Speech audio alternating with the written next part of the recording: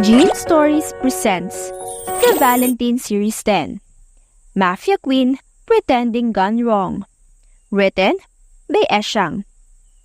Seryoso si Alessa habang nakaupo sa kanyang swivel chair kung saan nasa magkabilang gilid niya ang kanyang mga tauhan, board members sa kanyang kumpanya, mga pinag-uusapan ng lahat, pero walang interes si Alessa sa bagay na yun.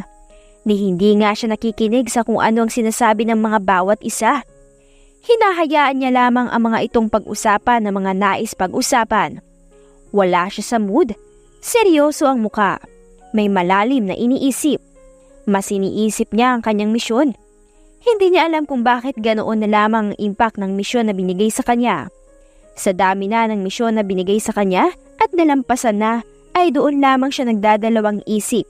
At nag-iisip ng sobra dahil alam niya ang pwedeng mangyari, ang maging kalalabasan kung sakali. Kaya ganoon na lamang niya ang isipin nito. Hindi din mawala sa kanyang isipan simula nang sabihin sa kanya ng kanyang ama ang tungkol dito. Wala siyang nagawa, ngunit hindi naman siya tumutol. Wala siyang kahit na anong reaksyon o any violent reaction nang sabihin ng misyon. Napatulala lamang siya at napaisip habang nagsasalita pa ang ama. Curious siyang malaman ang mga bagay na nais ng ama na malaman dahil hindi pa nito sinasabi sa kanya hanggat hindi pa siya tuluyang pumapayag sa misyon na yun. Hindi alam ni Alessa kung bakit ganoon na lamang ang kanyang pag-iisip sa isang misyon. Mama Alessa, are you listening po ba? Pangaagaw ng isang babae sa atensyon ni Alessa na kanina pa nagsasalita. Doon lamang nabalik si Alessa sa realidad na napatingin na sa kanya. Nangitla naman ang babae na bahagyang napaigtad dahil kung paano siya tingnan ni Alessa na nakakatakot kahit na umangat lang naman ang bahagya ang kilay nito.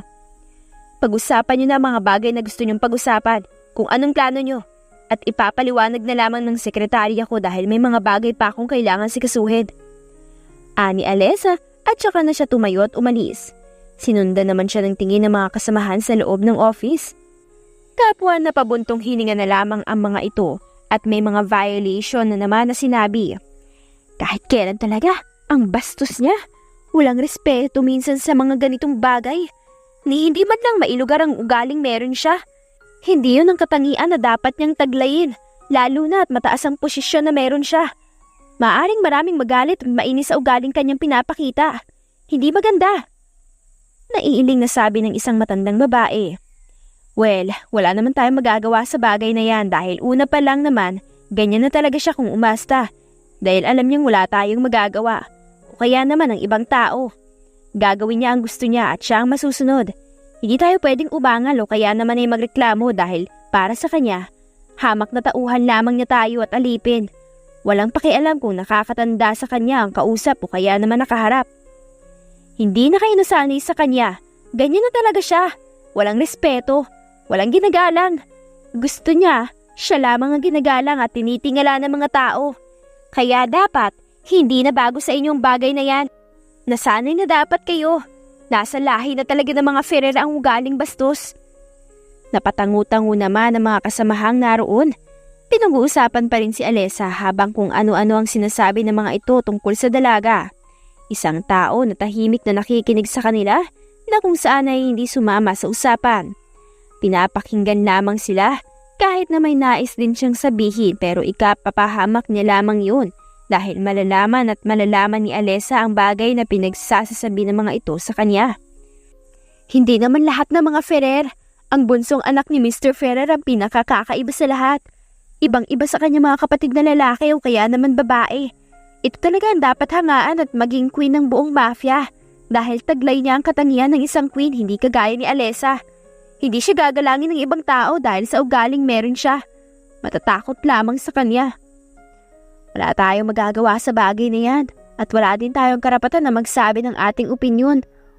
O kaya naman ay saloobin dahil si Alessa ang nakatakda sa posisyon na yon at kahit na iba pa ang nais natin para doon ay wala tayong karapatan. Napapailing na lamang sila dahil alam na alam nila kung paano ang pamamalakad ni Alessa sa buong mafia, kung paano masasakal sa kanya. Hay, nakakasigurado ko na hindi magiging tapat sa kanya mga magiging tauhan niya kung ganyan ang ipapakita niya, kung patuloy na ganyan pa rin siya. Hindi na nating kasalanan ng bagay na yun.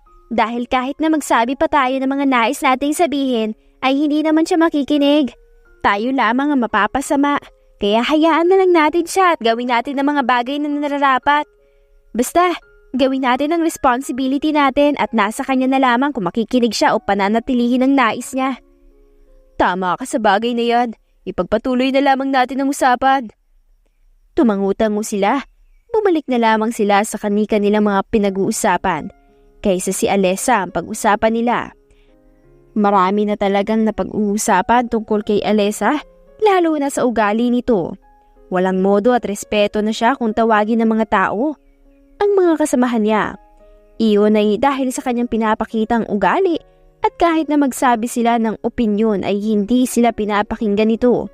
Ang nais pa din nito talaga ang masusunod at wala nang iba pa.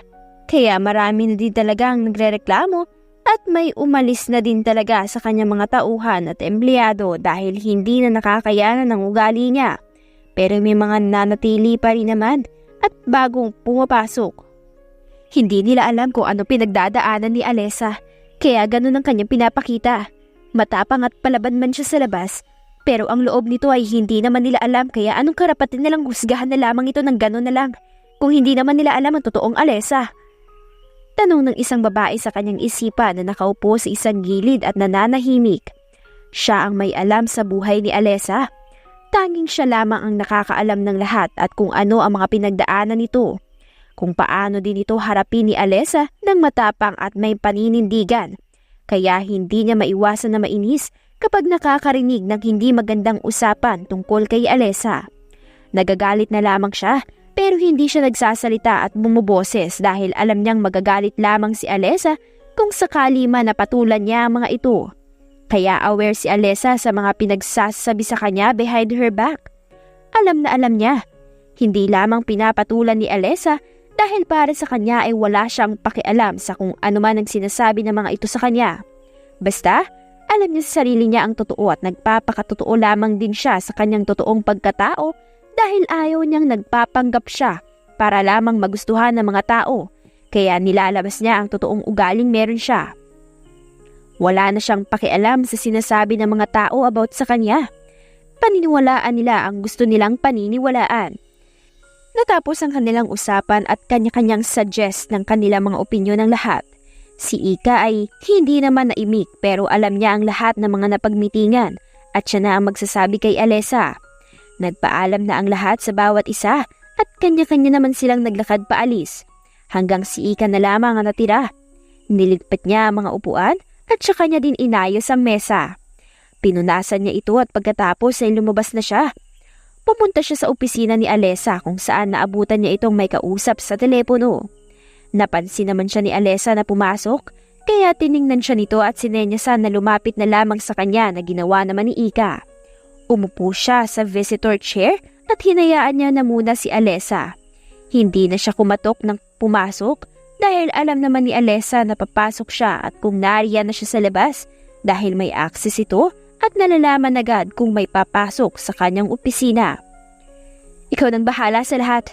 Pinagkakatiwala ko na sa iyong lahat ng bagay na yan. Just make sure na maayos ang trabaho mo at walang kahit na anong may iwan na evidence na magiging laban sa iyo o kaya naman sa grupo.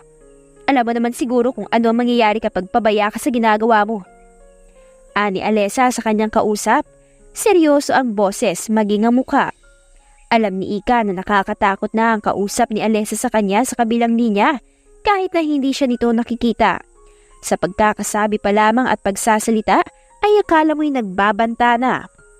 Huwag niyong gagalawin ng babaeng yan dahil ako nang bahala sa kanya. Ako ang magbibigay ng leksyon sa kanya na hinding-hindi niya makakalimutan. Kung ano lamang inutos ko sa inyo, yun lamang ang gawin niyo at sundin niyo. Wala nang iba pa. Ani Alessa sa kabilang linya. Ma'am, paano po kapag nanlaban ng mga to? Tanong ng lalaki sa kabilang linya. Alam niyo ang gagawin niyo. Hindi na bago sa inyong bagay na yan. Kaya hindi na dapat tinatanong pa. Sagot niya. Sige po ma'am, makakaasa po kayo na maayos ang lahat at walang kahit na anong hadlang sa ating plano at gagawin. Sagot ng lalaki. Mabuti kung ganon. Dahil kung hindi, kayo ang matatamaan sa akin at kayo ang makakatikim ng parusa ko. Imbis na ang mga yan. Pagbabanta ni Alesa, mariin at madiin ang bawat salitang binibitawan kaya napalunok na lamang ang lalaki sa kabilang linya. Hindi po ma'am, kami na pong bahala sa lahat at pangakong hindi po mabibigo ang ating plano. Magiging maayos po ang lahat. Tatawag na lang po kami sa inyo ma'am kapag nadala na po namin ang mga ito sa ating headquarters. Goods. Basta, ang mga sinabi ko at paalala ko ay tandaan nyo. Dahil alam nyo naman na ayaw ko na nagiging problema sa bawat ginagawa natin. Dahil maayos ang plano kaya kailangan nyo din maayos ang trabaho nyo. Ani Alesa? Yes po ma'am. Sagot ng lalaki. Nag-usap pa ang dalawa ng saglit at sinabing muli ni Alesa ang mga kailangang gawin na mga pinadala niya upang gawin ang pagsalakay sa isang grupo na kung saan ay nagbabanta sa kanila at nagmamanman. Nahuli ang mga ito ng kanilang ibang kasamahan, kaya naman walang pagdadalawang isip si Alesa na alamin kung sino ang mga ito at kung sinong nagtatago at kung sino ang naguutos. For now ay hindi pa inaamin ng grupong ito ang kanilang amo, kaya naman kailangan ng gawin ni Alesa mamaya ang kailangan niyang gawin para maamin. Kung sakaling hindi ulit ito aamin sa kanila. Namatay na ang tawag at tumayo si Alesa sa kanyang pagkakaupo. Hinarap niya si Ika na nakatitig sa kanya. Si Ika ay ang matalik niyang kaibigan at kapatid na din ang turing niya. Bunsong kapatid dahil mas bata si Ika kaysa sa kanya.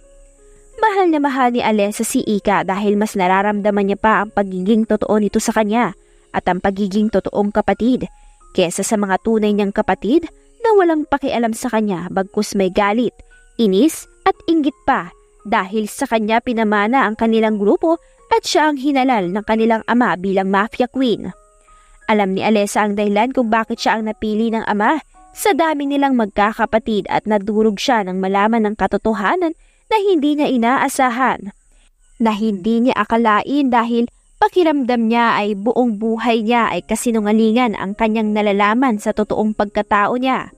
Masakit nang malaman niya ang lahat na galing pa mismo sa sariling ama.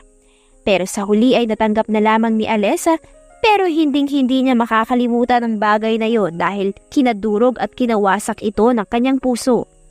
Ilang araw din niyang iniyakan yun na halos wala ng katapusan. At dahil doon ay naintindihan niya na ang lahat ng mga bagay na hindi niya maiintindihan. Mas lumawak ang kanyang isip at pag-iisip. Binigyan din siya ng dahilan para hindi bitawan ang posisyon na meron siya ngayon. Kahit na pinagkakampihan siya ng mga kapatid na makuha sa kanyang posisyon. Pero alam niyang isa lamang ang mananaig sa mga ito. Talagang niloloko lamang ang isa't isa. Mga hindi naman totoo sa bawat isa lalo na ang pinapakita nila. Well, wala naman ang pakialam si Alesa sa bagay na yun. Basta ay nalaman niya lamang at natatawa na lamang siya sa pinagagagawa ng mga ito. Lalo na at may rason siya upang hindi makuha ng kahit na sino sa mga kapatid niya ang posisyon. Siya lamang ang tanging nararapat sa pagiging Mafia Queen at wala nang iba pa. Dahil hindi pa naman nakikita ng iba ang totoong Alesa at kung ano nga ba talaga ang kaya pa nitong gawin at ano nga ba ang kanyang totoong pagkatao. Hindi pa pinapakita ni Alesa dahil gusto niyang kusang makita ng lahat. Gusto ni Alesa na mahalin siya ng mga tao sa kung sino siya, hindi sa kung ano ang bagong nakita nila sa kanyang katauhan. Totoong mabait naman talaga si Alesa, pero kinakailangan niya lang maging matapang at palaban. Kailangan niyang ipakita sa mga taong malakas siya at hindi mahina. Dahil kapag nakita ng mga taong mahina siya ay marami ang pagkakataon na kakayan-kayanin siya at siya ang matatakot. Hindi ang mga tao ang matatakot sa kanya. Pero ang totoo, deep inside ay nasasaktan din naman siya at natatakot. May kaba din sa kanyang dibdib sa bawat mga galaw na ginagawa niya at sa kung ano ang pinapagawa sa kanya ng kanyang ama. Gusto niya pang mabuhay ng matagal at magmahal ng totoo at mahalin din siya ng totoo at wagas. Gusto niya pang maging masaya nang walang kahit na anong iniisip sa buhay niya. Gusto niya pang makilala ang lalaking para sa kanya. Kaya nagpapatatag siya dahil marami pa siyang mga bagay na gustong gawin sa kanyang buhay na hindi niya pa nagagawa. Hindi pa siya nagsasawa sa mga ginagawa niya. Ang tanging iniisip niya ngayon ay ang ibang tao kaysa sa kanyang sarili. Kaya paano niya mapapasaya ang kanyang sarili kung nakakalimutan niya nga ito dahil sa posisyon na meron siya. Hindi masaya si Alesa sa kanyang ginagawa Pero wala naman siya magagawa. Kailangan niyang panindigan ang pagiging mafia king niya. Hinding-hindi niya bibitawan ito kahit na anong mangyari pa. Alam ko na mga pinag-uusapan na naman nila about sa akin, Ika. Kaya no need to tell me kung ano man ang mga yun. Ani Alessa kay Ika na inunahan niya na sa pagsasalita. Gaya ng dati, wala akong pakialam sa kanila at sinasabi nila. Dagdag pa nito. Alam ko naman yun, ate. Pero kasi kanina sobra na sila. Nananahimik lamang ako kasi naisip ko yung mga sinabi mo sa akin na wag ko na lang patulan. Pero grabe sila kanina sa mga pinagsasabi nila. Akala mo kung sino kung makapagsalita. Ani Ika sa marahan na boses. Wala tayong magagawa sa bagay na yon. Kung ganyan ang alam at tingin nila sa akin, hayaan na lang natin. Wala naman silang alam sa totoo. Ani Alessa, yan ang katangian na hindi nila nakikita. Na gusto kong makita nila nang malaman nila kung ano nga ba talaga ang isang Alessa at kung sino ka nga ba talaga. Ani Ika na may bakas ng paghanga sa kanyang boses. Maliit na napangiti si Alessa. Kapag si Ika talaga ang kanyang kausap ay magaan ang kanyang loob. Bumabalik ang kung sino talaga siya. Kung sino nga ba talaga si Alessa. Tanging si Ika lamang ang nakakagawa ng bagay na yun at wala nang iba dahil ramdam ni Alessa na totoo talaga si Ika sa kanya. She loves this girl so much than her family, even they're not blood-related. Ika, tama na sa akin na ikaw ang nakakakita at nakakaalam ng totoong ako at kung sino ako. Ayos na sa akin na may ikaw na naniniwala sa akin at ikaw na nandyan palagi sa tabi ko. Hindi ko kailangan ng maraming tao para humanga sa akin at maniwala. Sapat na sa akin ang isa at ikaw yun. Ani Alessa sa marahan na boses. Napakagatlabi si Ika. Gusto niyang maiyak dahil sa sinabi nito dahil alam niya kung gaano kasincere si Alessa sa bawat salitang binibitawan nito. Ang kailangan lang talaga ni Alessa ay ang taong makikinig sa kanya at si Ika iyon. Pero ate, hindi naman pwedeng ganun na lamang ang tingin nila sa'yo. Lalo na at hindi naman nila alam kung sino ka talaga. Nakakainis lamang dahil ang dali-dali ka nilang husgahan. Pero wala naman talaga silang alam. Wala din silang karapatan, no? Dagdag pa ni Ika sa marahan na boses. Napailing ng marahan si Alessa. Hindi natin kailangan magmakaawa para paniwalaan ng mga tao, Ika. Kung sino tayo, yun na tayo. Basta ay nagpapakatotoo tayo sa mga sarili natin at wala nang iba pa. Hayaan na lang natin ang mga taong walang magawa kundi ang manghusga. Ani Alessa. Napatango si Ika. Nag-uusap lamang sila ng kasyual hanggang sa nag-iba sigla ng kanilang topic. May tinawagan muna si Alessa na magdadala ng pagkain para sa kanilang dalawa. Mahagyan silang nagtatawanan. Lumalabas talaga ang totoong ugali ni Alessa kapag si Ika ang kanyang kasama dahil ito lang naman ang nakakaintindi sa kanya at nakakaalam ng katotohanan. Tanging si Ika lang ang nakapagpapagaan ng kanyang loob dahil para kay Alessa, musika sa kanyang pandinig ang boses ng dalaga. Hala, hindi naman ate. At saka hindi naman siya nanligaw sa akin ate. Wala naman siyang sinasabi na kahit na ano. Nahihiyang sabi ni Ika habang namumula ang kanyang pisngi dahil inopa ni Alessa ang tungkol sa lalaking nagkakagusto sa kanya na kung saan ay kanilang kasamahan. Ay bakit naman? Ang bagal naman niya kung ganon. Tapos kapag naunahan siya, dun lamang siya mag-e-emote. Ani Alessa. Mas lalong namula si Ika. Nahihiya talaga siya kapag yun ang usapan. Ate, hiyaan na lang natin. At saka hindi niya din talaga sinasabi sa akin na gusto niya ako Mahirap na pong mag-assume. Sabi ni Ika. Sus, hindi ka naman nag-a-assume, Ika. Totoo naman talaga na may gusto siya sa'yo. Hindi niya lang maamin ang harapan dahil nga, siyempre, nahihiya din yun o kaya naman ay torpe lamang. Sabi ni Alessa. Ngumuso ng maliit si Ika. Hindi naman talaga umaamin si Leonard sa kanya ng harapan, kaya hindi niya masasabi na talagang gusto siya nito. Ayaw din naman mag-assume ni Ika at baka siya lang din ang masaktan sa uli, lalo na kapag nag-assume siya. Kaya hanggat hindi pa umaamin si Leonard sa kanya, ay chill lamang siya at hindi siya aasa talaga kung wala namang kasiguraduhan na gusto talaga siya nito at gusto niyang si Leonard mismo talaga ang magsasabi sa kanya. Masakit ate kapag nag-assume agad ako. Saka hinihintay kong siya mismo magsabi sa akin. Sabi ni Ika. What if dumating yung point na siya mismo talaga ang aamin sa'yo? Nakakausapin ka niya ng sadya at sasabihin niya talaga ang katotohanan. Tanong ni Alessa na siyang ikinatigil ni Ika. Anong gagawin mo kung sakaling dumating nga sa point na yon? May iniisip ka na ba? Baka mamaya mabasted mo siya ng biglaan. Tapos ikaw gusto mong umamin siya sa harapan mo, pero hindi mo naman alam ang gagawin. Prank ang pagkakasabi ni Alessa. Hindi naisip ni Ika ang bagay na yon. Ano nga ba ang gagawin niya kung sakaling umamin nga si Leonard sa kanya ng harapan? O diba? Natigilan ka. Natameme ka kasi hindi mo din alam.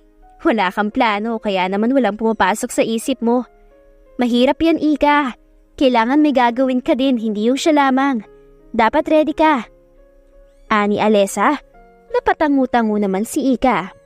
Opo ate, honestly, ngayon ko lang naisip na sabihin kung anong gagawin ko. Hindi pumasok sa isip ko ang bagay na yan. Ani Ika, malaki ka naman na. Hindi ka na bata at malaki ang tiwala ako sa'yo. Alam mo na kung anong tama at mali. Kung ano ang nararapat na gawin kapag ganong oras at bagay. Nasa sa'yo ang desisyon sa gagawin mo. Hindi kita papakalmanan. Kung sakali magkaroon ka ng kasintahan, magiging suportado pa ako sa'yo pero hindi porket ganon ay wala na akong pakialam. Pagsasabihan pa din naman kita. Kung may mali ka o kaya naman ay may hindi tama. Sabi ni Alessa sa marahan na boses. Napatangu-tangu naman si Ika at naiintindihan niya ang ate Alessa niya at kung ano ang nais nito. Hindi siya galit or what? Natutuwa siya na ganito ang sinasabi sa kanya at hindi siya ito tolerate. At least ngayon, alam niya na kung ano ang kanyang gagawin in case man and she's thankful again because of that. Thank you ate for always being here by my side. Sa support at walang alinlangan na pagsasabi sa akin ng mga bagay na dapat kong malaman. Ani Ika. Ate mo ko Ika. At halos tayong dalawa na magkasama simula mga bata pa lamang tayo hanggang ngayon. Alam ko ang lahat ng bagay sa iyo. Alam na alam ko at marami din tayong pinagsamahan lalo na ang pinagdaanan natin. Kaya pagsasabihan kita kung sakaling may mali ka man at itatama kita doon. Ipagtatanggol din kita sa abot ng makakaya ko. Mas mabuting ako ang masaktan, wag lang ikaw. Alam mo naman ang bagay na yan kaya sana maintindihan mo kung bakit gano'n na ako sa'yo. Kung bakit overprotective ako at napagsasabihan kita dahil gusto kong mapabuti ka. Ani Alessa, naiintindihan ko naman po yun ate. At saka alam ko naman po ang bagay na yun. Thankful nga po ako kasi napagsasabihan niyo at sinasabi niyo talaga sa akin yung mali ko na dapat itama kaysa ang hayaan ko. Ani Ika, mas mabuti ako na ang magsasabi sa iyo Ika kaysa naman sa ibang tao. Nakikita ako na. Alam ko na kaya dapat lamang. Sabi ni Alessa, napangiti ng maliit si Ika.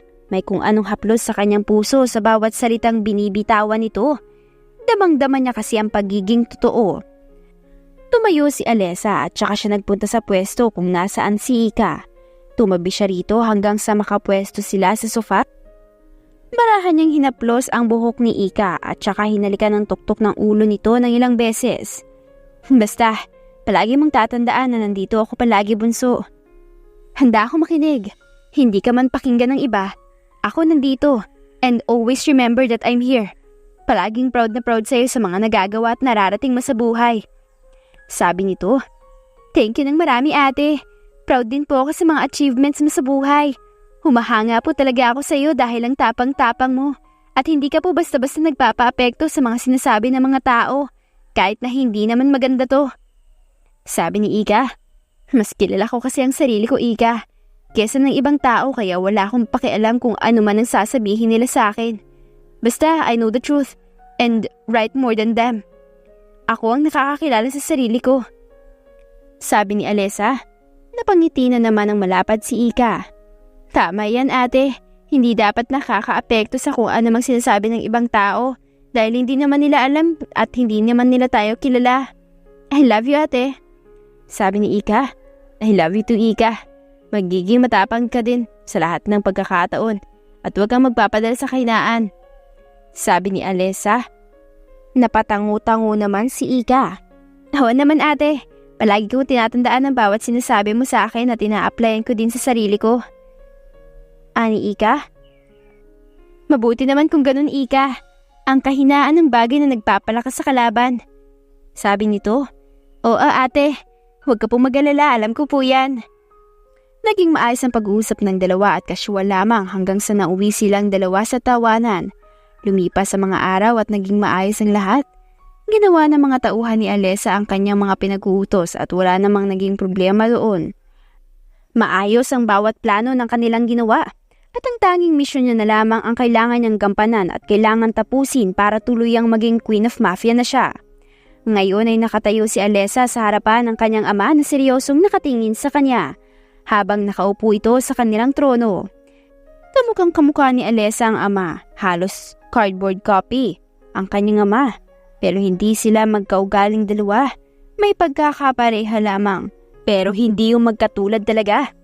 Nakakatakot ang ama ni Alessa pero mas nakakatakot si Alessa kapag nagalit ng gusto dahil hindi niya kontrolado ang kanyang sarili. Samantalang ang kanyang ama ay wala din talagang kontrol pero palaging galit at maraming napagbubuntungan kapag naiinis o kaya naman ay may palpak sa ginawa ng kanyang tauhan. Kaya nadadamay ang mga taong wala namang alam at walang kasalanan at sanay na si Alessa sa bagay na yon. "Pinatawad niyo daw po ako, ama. Para saan po?" Tanong ni Alessa nang makapasok siya at makita ang seryosong mukha ng kanyang ama. "Alam mo naman siguro anong merong ngayong araw, Alessa. Ngayong araw ang kinakailangan mong magdesisyon para sa gagawin mo." Ani ng ama. Saglit na natigilan si Alessa pero hindi siya nagpakita ng kahit na anong reaksyon. Ganoon pa din. "Hindi ko makakalimutan ng bagay na yan, ama. Naunahan niyo lamang ako.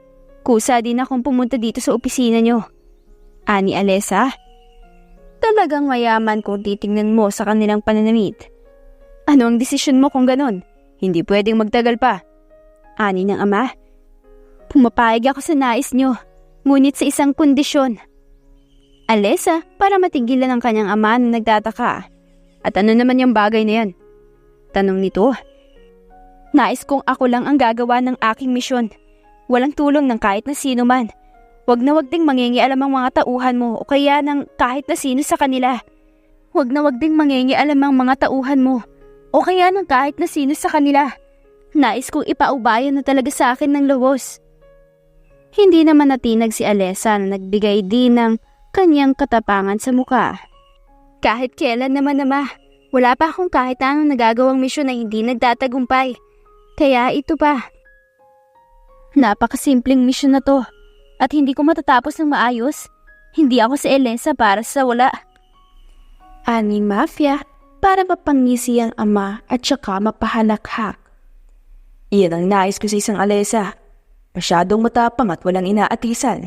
Hindi ako nagkamali na ikaw ang piliin." Ani ng ama. "Kahit na hindi naman ako ang piliin mo, ama, ako pa din ang nakatakda para sa pagiging Queen of Mafia." Ani Alessa. Taas noon niyang sinabi ang mga salitang yun para makita ang paghanga sa mga mata ng kanyang ama. "That's my daughter. Manang-mana ka talaga sa pinagmanahan mo." Ani ng ama na proud na proud. Napangisi naman si Alessa.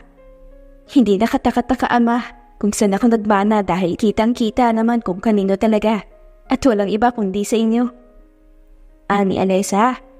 Ngunit plastic lamang at parang gusto niyang masuka sa sinabi dahil alam niya kung kanino talaga siya nagmana ng katangian na tinataglay niya. Dahan-dahan na lumapit ang kanyang ama sa kanya. Marahang hinawakan ng ama ang kanyang buhok at saka marahang hinaplos habang nakangiti sa kanya. "Hindi kita pinalaki na maging mahina at hayaan tapak-tapakan ka ng mga tao, Alessa. Hindi babaeng mahina ang nais ko. Kaya palagi kang maging matapang, ha? Lagi mong tatandaan ang sinabi ko." Ani ng ama sa mabagal na paraan at mariin. "Huwag na huwag magpapakita ng kahinaan sa kahit na kanino, lalo na sa kalaban. Dahil magiging laban yun sa'yo para pabagsakin ka ng walang alinlangan." Ani Alessa para mapangiti ng malawak ang ama. "Hindi ko nakakalimutan ang bawat sinasabi mong salita, ama. Nakatatak sa isipan ko habang buhay yun." Dagdag niya pa. "Mabuti kung ganun, anak, at mabuti kung pumapasok talaga sa isipan mo ang mga salitang yun. Talagang nakikinig ka sa akin." Ani ng ama. Pero hindi palagi, ama. Dahil may pagkakataon ng aking sarili ang pinapakinggan ko. At alam ko ang nararapat, tama at dapat. Kaya hindi nyo na ako kailangang pagsabihan pa. Kagaya ng iba. Ani Alessa. May kahulugan na siyang pagkak na tinawanan lamang ng ama. Ikaw ang pinagkakatiwalaan ko sa lahat, Alessa. At ikaw ang nakakitaan ko ng malaking potensyal. Kaya ikaw ang napili ko sa dami nila. At alam kong alam mo din sa sarili mo kung bakit ikaw. Ani ng ama. Dahan-dahan na numisi si Alessa sa harapan ng ama. Wala naman kasing ibang nararapat, ama, kundi ako lamang. At hindi ako papayag na makuha o maagaw lamang ng iba ang meron ako ngayon. Dadaan muna sila sa kamay ko bago makuha ang posisyon na meron ako. Ani to? Huwag na huwag kang papayag, anak, dahil ikaw lamang talagang nararapat. Sang-ayon naman ang ama. Sinabi ni Alessa sa ama ang kanyang plano. Nakinig naman ito sa kanya na siyang napatamu-tamu pa. Wala namang sinabi sa kanyang plano o kaya naman ay binago. May mga dinagdag lamang at matapos niya masabi sa ama ay naghanda na siya para sa kanyang gagawin. Naniniwala siya sa kanyang kakayahan at sa kanyang sarili niya na kaya niya ang lahat. Na kayang-kaya niya gawin ang misyon ng mabilisan lamang. Walang ibang nakakaalam sa kanyang gagawin kundi ang ama at si Ika lamang. Ang alam ng iba ay meron lamang siyang tatapusin at aayusin na mahalaga sa ibang bansa. Kaya naman hinabilin niya na muna kunwari ang lahat kay Ika. Pero ang totoo, hawak niya pa din ang mga ito ng palihim. Ate, are you really sure about this? Baka magbago pa ang isip mo. Hindi madali ang gagawin mo at hindi basta-basta. Baka mapahamak ka. Anong Ika? Nabaga sa pag-aalala sa kanyang boses at muka. Natigil na naman si Alessa sa kanyang paglalakad at saka hinarap si Ika. Sila ang mapapahamak sa akin, Ika. Hindi ako. Anya, napahinga si Ika ng marahan. Nag-aalala na lang ako, ate, at baka may pangyari hindi maganda sa'yo. Lalo na at nalaman ko tungkol sa taong pagsisilbihan mo. Hindi siya basta-basta, ate. Matalino siya. Baka alam niya na agad ang tungkol sa iyo ay kilala ka na rin niya agad. Ani Ika sa nag-aalalang boses. Lumapit si Alessa sa kanya at barahang ginulo ang kanyang buhok. Ngumuso naman si Ika dahil ginagawa na naman siyang bata nito. Huwag ka mag-alala, Bunso. Babalik ako dito. Ani Alessa. Pangako. She added. Pinaghawakan ni Ika ang sinabi ni Alessa sa kanya.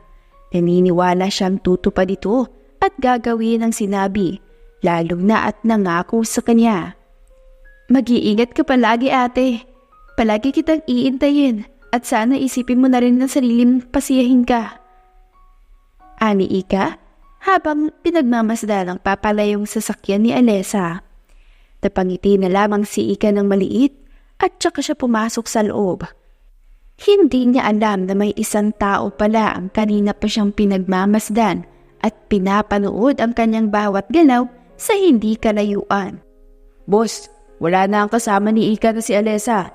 Madali na po namin siya makukuha lalo na at wala na ang pinakamahigpit na nagbabantay sa kanya.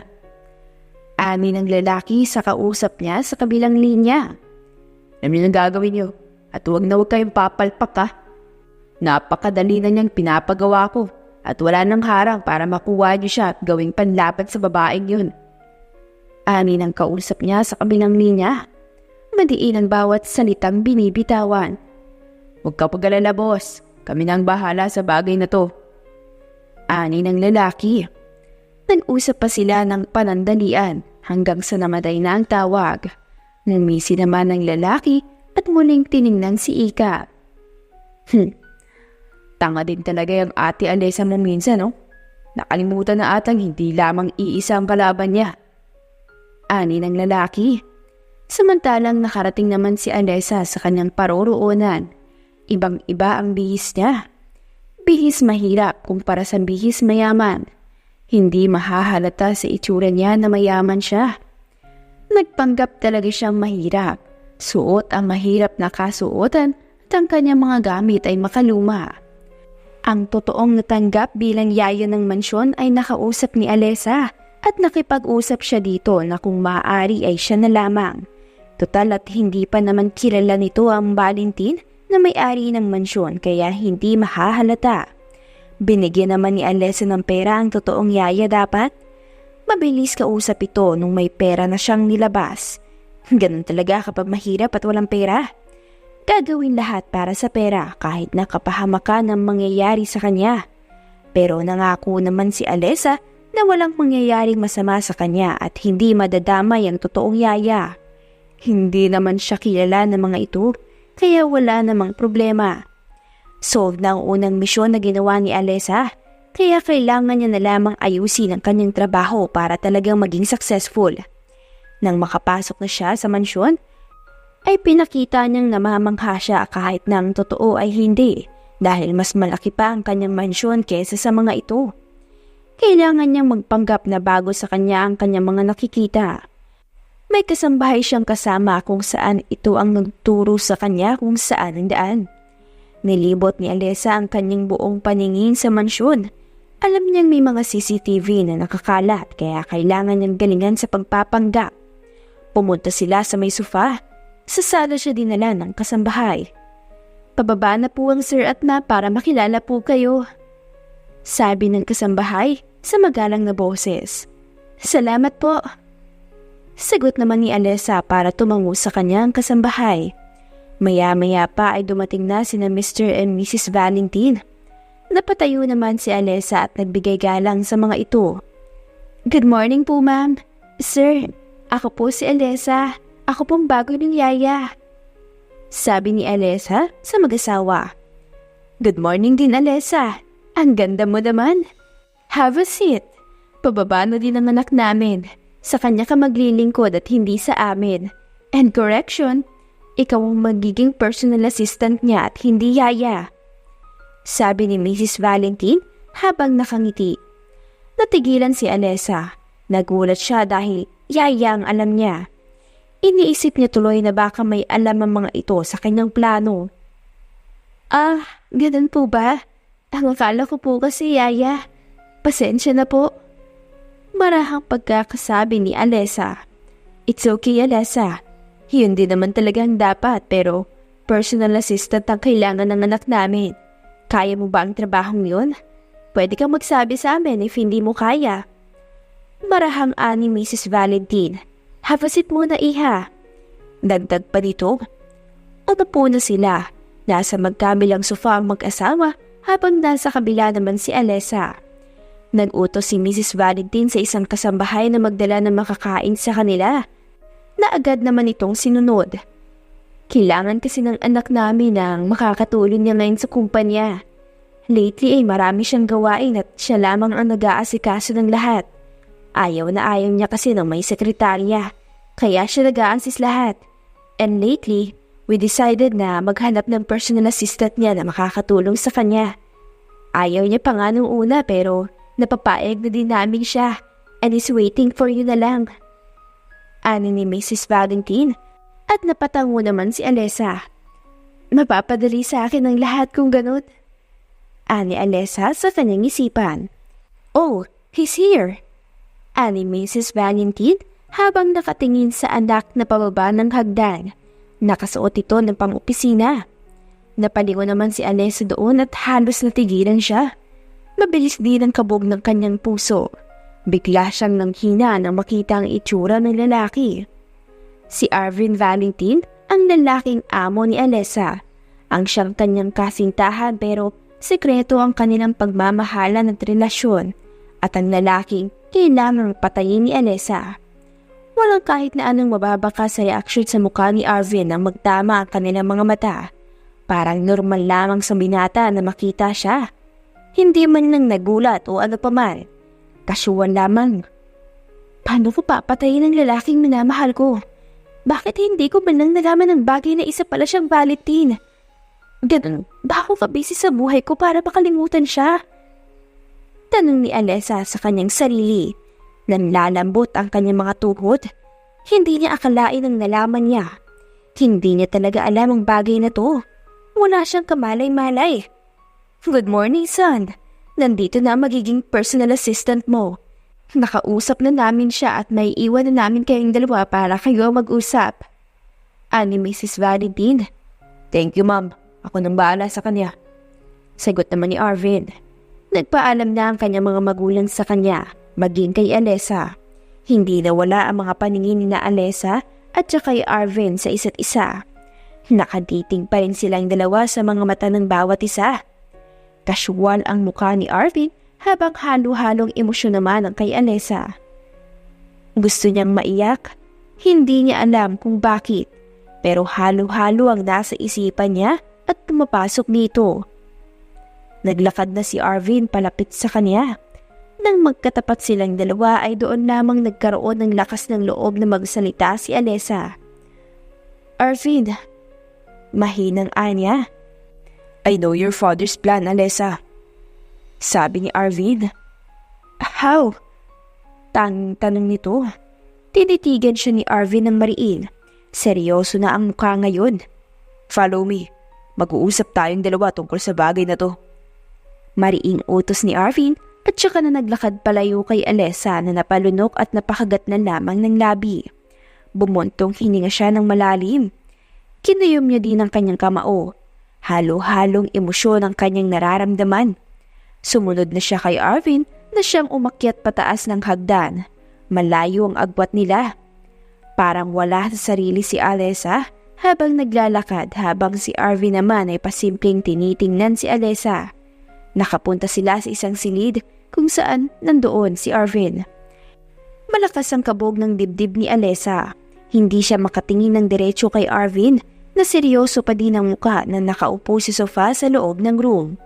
Nakatayo si Alessa sa harapan ni Arvin. Magkaharapan silang dalawa ngayon. Nakadekwatro ang mga paa ni Arvin at nakatitig kay Alessa na siyang napalunok na lamang. So baby, tell me everything and explain. Malambing na sabi ni Arvin saka ngumiti. Gustong mapanguso ni Alessa pero hindi niya ginawa. Nanatili siyang nakatayo. Ani pa nito. Nagkagatlabi si Alessa. Kulang na lamang ay magdugo ang kanyang labi dahil sariin ang kanyang pagkakagat. Pinagmasdan niya ang kanyang kasintahan. Aaminin niyang gwapong-gwapo siya kay Arvin na nakatitig sa kanya habang nakaangat ang isang kilay at binabasa ang pang-ibabang labi. Ngayon niya masasabi na na-miss niya ito sa tagal nilang hindi nagkitang dalawa. Gusto niyang tumakbo para yakapin ang kasintahan na pagak na natawa. Come here, baby. Marahan at malambing na utos ni Arvin. Dahan-dahan naman na naglakad si Alessa papunta sa harapan ni Arvin na hindi pa din inaalis ang paningin sa kanya. Nang huminto si Alessa sa harapan ni Arvin, ay nabasa na labang ni Arvin ang pang-ibang labi niya at saka siya umayo sa pagkakaupo. Tinapik niya ang kanyang mga hita para doon bumaba ang tingin ni Alessa. Alam niya ang nais nito. Pahiwating yun sa kanya. Come here, baby. Sit on my lap and let's talk. Sabi ni Arvin. Walang pagdadalawang isip na nagdakad papunta kay Arvin. Umupo siya sa kandungan nito at parang nahihiya naman si Alessa dahil grabe ang titig nito sa kanya. Pinagmamasdan ng bawat galaw at kilos niya. Halos hindi na inalis sa mga paningin. Agad na humawak si Arvin sa bandang bewang niya. Yumakap ang dalawang kamay nito sa kanya. I miss you so much, baby. Malambing ang pagkakasabi ni Arvin sa tainga ni Alessa na siyang nagpaigtad naman dahil sa pagkagulat. Pagak na natawa si Arvin. Calm down, baby. Ako lang naman to. Ani pa nito. Akala ko ba mag-uusap tayong dalawa about sa bagay na to? Magpapaliwanag ako. Ani Alessa. No need for that, baby. Dahil alam ko naman ang lahat. Bago ka pa pumasok dito at magpanggap. Pero hindi ako galit, baby. Okay na sa akin na honest ka sa lahat ng tanong ko. Ani Arvin. Ngumuso si Alessa. Hindi na niya kayang magpigil pa sa totoong emosyon na nararamdaman. Hindi ko talaga alam na ikaw ang magiging amo ko.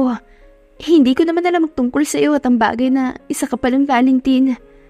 Pag-amin ni Alessa. Sinadya ko talaga ang bagay na yun, baby. And I have an explanation about that. Sabi naman ni Arvin. Makikinig ako kung ano pa man yan. Paliwanag mo lang ay okay na sa akin. Ani Alesa. Ngumiti si Arvin at saka marahang hinalikan sa noo si Alesa. I'll explain everything, baby. But for now, gusto ko muna mag-enjoy sa araw na to na kasama kita. Kung alam mo lang kung gaano ko pinipigilan ng sarili ko na wag lumapit sa iyo dahil yun ang nais mo. Ani to, naalala ni Alesa ang pinakiusap niya kay Arvin. Ngayon niya lamang naisip na malaki pala ang pagkukulang niya sa kanyang kasintahan. I'm sorry. Ani Alesa at nagkagatlabi. Don't say that, baby. Wala naman sa akin ang bagay na yan. At saka, naiintindihan ko naman kaya no worries. At now, nalinawan na ako lalo. Ani Arvin. Sorry talaga. Wala akong kaalam-alam na ikaw at ngayon ko lang din nalaman. At kung ano nais mong sabihin sa akin ay tatanggapin ko ng buo. Dahil alam kong malaki-laki ang kasalanan ko sa'yo. Ani Alesa. Marahang hinaplos ni Arvin ang kanyang buhok. Baby, wala kang dapat ikasorry dahil para sa akin, wala ka namang kasalanan at naiintindihan ko. Valid yung reason mo. Ani Arvin. Napahinga si Alesa ng marahan. Arvin, nagsinungaling ako sa'yo. Hindi lamang isang beses kundi marami. Ani Alesa habang nakatitig sa mga mata nito. Magkatitigan silang dalawa. Ako ba hindi, baby? Kahit ako ay nagsinungaling din naman. Ani ng binata. Ngumuso si Alesa. Hinahaplos ni Arvin ang marahan ng buhok nito. At saka hinahalikan pababa din ang paghaplos ng kanyang kamay mula sa braso. Arvin, I sincerely am sorry. Alam kong hindi mababago kahit mag-sorry pa ako sa ginawa ko. Pero handa ako magpaliwanag sa lahat. Kung may mga tanong ka ay handa akong sagutin ng walang alinlangan kahit ano pa man yan. Alam kong siya nangyari ay baka pabago ka, na baka mawalan ka ng tiwala sa akin. Pero pangakong hindi na mauulit pa ang lahat. Pangakong hindi na muli ako magsisinungaling pa. Sasabihin ko na ang mga bagay na dapat kong sabihin sa'yo. At yung mga bagay na kailangan mong malaman. I'm so sorry for everything. Sincere na pagkakasabi ni Alesa at naging emosyonal din ang kanyang boses. Nangingilid din ang gilid ng kanyang mga mata. Napatitig naman si Arvin sa kanya ng punong-puno ng pagmamahal. Wala akong pakialam sa nangyari, Alesa. Mahal kita at hindi mababawasan at magbabago ang pagmamahal ko sa iyo. Kahit na ano pa ang ginawa mo. Mas lalo lamang lumalim ang pagmamahal ko. Hindi gano't kababaw ang nararamdaman ko para mawala ang tiwala ko sa iyo at mabawasan ang pagmamahal ko. Sabi ni Arvin sa marahan na boses. Napangiti si Alesa dahil sa kanyang narinigay. Alam na alam at kilala niya talaga si Arvin. Hindi talaga nagagalit ito dahil lamang sa simpleng bagay. Basta may paliwanag ka ay maiintindihan niya. Hinawakan ni Alesa ang pisngi ni Arvin. Marahan niyang hinaplos ito habang may ngiti sa kanyang mga labi. Namungay naman lalo ang mga mata ni Arvin at nanghina na lamang siya dahil sa mga haplos ng kanyang babaeng mahal. Mahal na mahal kita, Arvin. Kahit na anong mangyari ay ikaw lamang at walang iba. Pangakong hindi ako magmamahal ng iba pa. Ikaw lamang. At gusto kong maging tapat na tayo sa isa't isa. At wala ng sikreto pa. Gusto kong maging honest na tayo para walang taguan. Okay ba yun, Arvin? Kasi pangakong gagawin ko ang bagay na yan. Ani Alesa, walang problema sa akin, baby. Basta ikaw, gagawin ko ang lahat. Ani to. Dahan-dahan na inangat ni Alesa ang kanyang muka para magpantay ang mukha nila ng binata. Marahan naman siyang inalalayan at hinawakan sa bewang hanggang sa magtama ang mga labi nilang dalawa. Marahan ang unang halik hanggang sa naging mapusok. Napasandal na lamang si Arvin sa kanyang swivel chair habang si Alesa naman ay bahagyang tumayo. Titig na titig si Arvin kay Alesa. Nag-aalab ang kanyang mga paningin. Hindi na kagaya kanina na sobrang lambot. Seryoso ang kanyang muka. Pinasadahan niya ang katawan ni Alesa. Handsome me, baby. Nangaakit na bulong ni Alesa kay Arvin na agad nitong sinunod. Nagtama ang kanilang mga mata at parang si Alesa naman ang kinabahan dahil sa tingin nito. Don't try me, Alesa. I might not be able to control myself. You know that I want this after the wedding, right? So don't tempt me so much, baby, if you don't want to regret. Pagbabanta ni Arvin na siyang umiigting ng panga. Pagkat na napahalakak naman si Alessa na akala mo'y nag-aasar pa. Pinasadahan ng kanyang mga daliri ang leeg ni Arvin pababa sa bandang dibdib nito. Mas lalong nag-igting ang mukha ni Arvin. Ubus na ang kanyang pasensya at nagtitimpi lamang siya. Ayaw niyang maputol ito at iba ang kanyang magagawa kapag lalong sinimulan siya ni Alessa. Malaki ang respeto niya sa dalaga. Ayaw niyang angkinin ito hanggat hindi pa sila kasal na dalawa, and he promised to himself na gagawin niya lamang ang bagay na yun kapag kasal na sila, at ngayon ay mukhang hindi niya magagawa because of Alessa. I'm fucking ready, Arvin. Hindi mo alam kung gaano ako nagtitimpi ng matagal at kung gaano ko talaga kagusto na gawin natin ang bagay na to. Ani Alessa. Baby. Ani Arvin. I want it too, baby. Marahang pagkakasabi ni Alessa para matigilan si Arvin. Gulat siya ng bahagya dahil sa kanyang narinig. Are you sure, baby? Tanong ni Arvin. Parang batang tumango naman si Alessa. Handa ka bang iwanan ng lahat para sa anak natin? Kasi ako, Alessa, kayang-kaya ko. Hinihintay lang naman kita. Kayang-kaya kong takasan ang mundong meron ako para sa ating dalawa at para buuin natin ang pamilya. Gusto kong bigyan kayo ng tahimik at mapayapang buhay, Alessa. Paliwanag ni Arvin. Gusto ko yun, Arvin. Gusto ko din ang buhay na yun. Anya, napangiti si Arvin. Inalalayan niya si Alessa upang umupo ng maayos sa kanyang kandungan.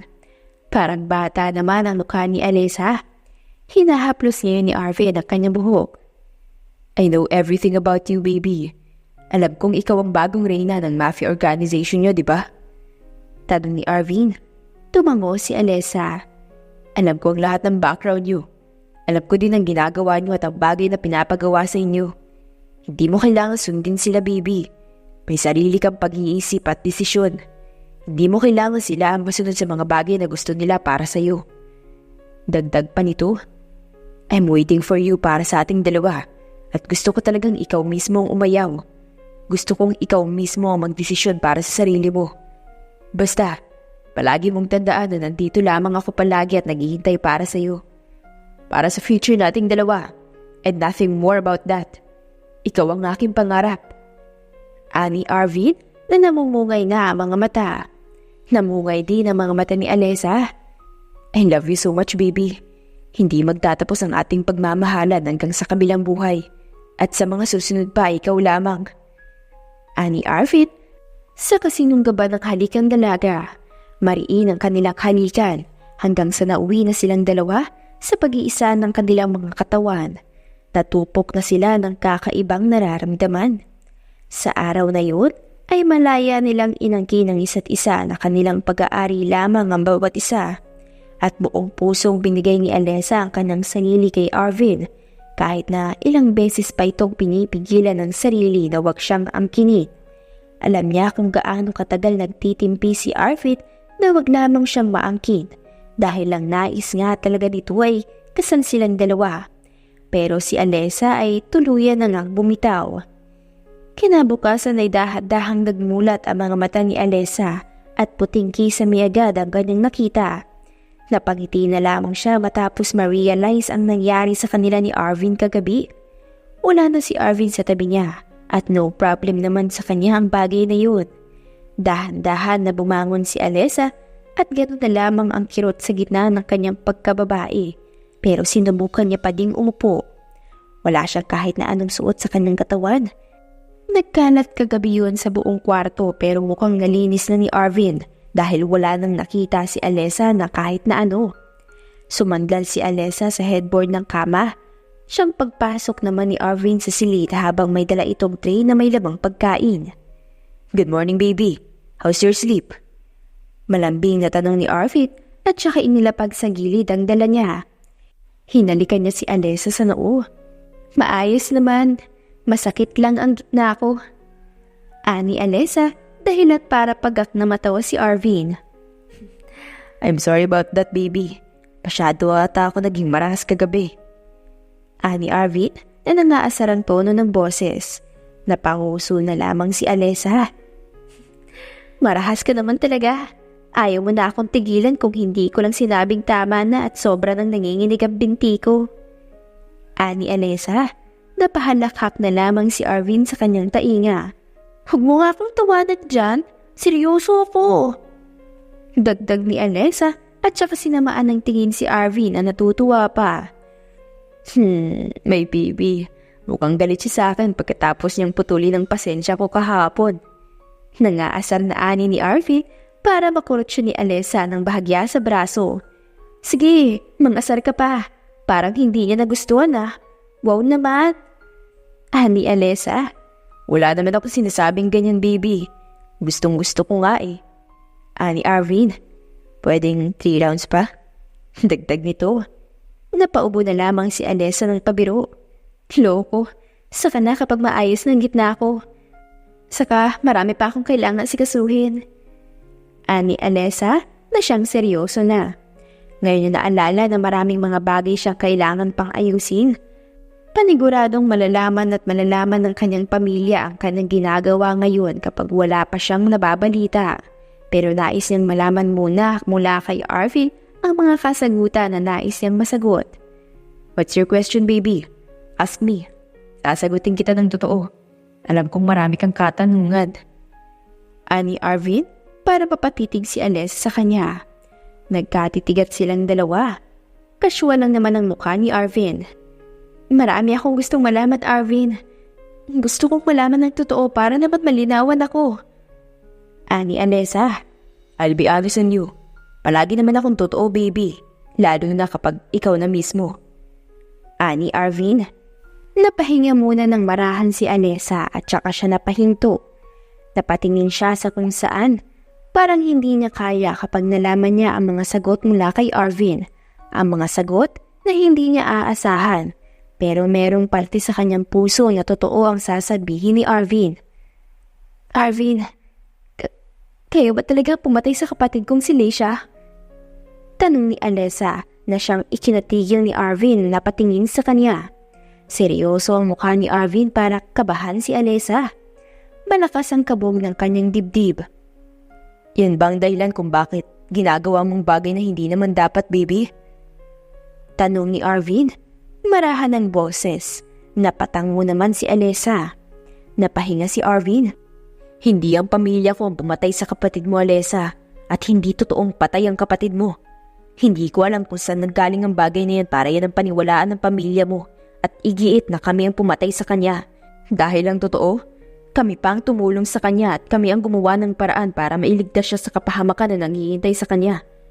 Sabi ni Arvin. Natigilan naman si Alessa at doon siya napaupo ng maayos. Gulat ang kanyang muka dahil sa kanyang narinig. Ano? Sabi na lamang ni Alessa. Bibisan mo na kita, baby. Mamaya ako ipapaliwanag at sasabihin ng lahat para malinawan ka. At para wala na yung paniniwala niyong yan.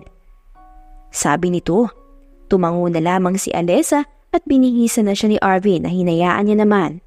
Pagkatapos ay kinain niya muna ang pagkain na inihanda ni Arvin para sa kanya. Nagkaroon ng katahimikan sa pagitan nilang dalawa. Maya-maya pa nang maayos na ang lahat ay nagpunta silang dalawa doon sa sala upang maupo.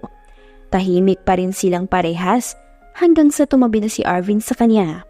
Marahan nitong hinaplos ang kanyang buhok at saka nagsimula ng magsalita. Your sister Leisha have a relationship with my cousin. Panimula ni Arvin na mas lalong ikinagulat ni Alessa pero hindi siya umimik. Hinayaan niyang magsalita at matapos si Arvin. Marami siyang kailangang malaman. Mukhang mga bagay na tinago ni Leisha sa kanila. Hindi nila alam ang bagay na yun. Walang kaalam-alam si Leisha sa kahit na ano kaya naman nagugulat na lamang siya. May relasyon silang dalawa, Alessa. At lihim lamang ang bagay na yun. Tanging ang pamilya ko lang ang nakakaalam at mahal na mahal nila ang kapatid mo. Kaya paano namin magagawang patayin siya kung pamilya na ang turing namin sa kanya? Ani Arvin, nasaan na siya ngayon? Tanong niya. Hinahaplos ni Arvin ang kanyang buhok na akala mo'y hinihili. She's okay right now, Alessa. Masaya siya kasama ang pinsan ko at ang anak nilang dalawa. Nasa isang payapa na sila at tahimik na lugar kung saan walang makakapigil sa relasyon nilang dalawa. Sagot ni Arvin. Nangilid ang gilid ng mga mata ni Alessa. I'm happy for her. I'm happy for my sister, Arvin. I want to see her. Please, let me see her. Pagmamakaawa ni Alessa. We will see her, baby. Don't worry. Sabi naman ni Arvin. I want to know everything, Arvin. And after this, I'll stop everything. Iiwan ko na ang lahat para sa ating dalawa. Ikaw din.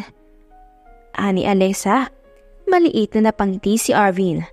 Thank you, baby. But it's your decision, okay? Gusto kong masaya ka sa magiging desisyon mo. Gusto kong magdesisyon ka nung walang kahit na anong pagsisisi na mararamdaman simula hanggang sa huli. Ani Arvin. Yes, Arvin. Don't worry. Matagal naman ang buong desisyon ko at matagal ko nang gusto to. Pero hindi ako makapag-isip ng maayos dahil pakiramdam ko. Kapag ginawa ko yun, baka sabihin nila ako na selfish at kung ano-ano. Ani Alessa na siyang tumulo na ang luhang kanina pang pinipigilan. Alam kong ikaw ang nakatakda talaga para sa posisyon na yun, Alessa. Pwede ka namang maging reyna. Nandito naman ako, baby. Sasamahan at gagabayan kita. Ani Arvin. Thank you, Arvin. Sobrang dami mo nang naitulong sa akin kahit na ang dami ko ng mali at kasalanan na nagawa. Sabi nito. Shh. Stop saying that, baby. I love you so much. Sabi ni Arvin at saka siya hinalikan sa noo. Sinabi ni Arvin ang lahat ng kanyang nalalaman tungkol sa kapatid ni Alessa at sa kanyang pinsan. Isa sa mga kapatid mo ang nakakaalam na may relasyon sila ng pinsan ko. And because of that, nalaman ng ibang mga kapatid mo pa hanggang sa pinalayo nila si Licia sa pinsan ko. Dahil nga para sa kanila, kalaban kami ng kumpanya nyo, na malaki kaming dagok sa business nyo. Hindi pumayag si Licia that time. Hindi siya nakipaghiwalay sa pinsan ko kagaya ng nais sa mga kapatid mo. And because of that, may times na mahigpit ang security ni Licia because of your siblings. Pagpapatuloy ni Arvin sa kanyang sinasabi at saka siya napahinga. Hindi sumuko ang dalawa sa pagmamahala nila. Hanggang sa one time, sinubukan nilang dalawa na tumakas. Hinabol sila ng mga kapatid mo until bangin na ang kanilang lalaglagan. At dahil dun, naabutan sila. Sabi ni Arvin at saka tumigil. Anong nangyari? Tanong niya. Nahulog ang kapatid mo dun. But thankfully, tubig ang binagsakan niya at nasa ibaba nun ay naroon ang mga kapatid ko. Dahil alam nilang there's a chance na baka mastak sila sa bangin. Kaya naging ready sila.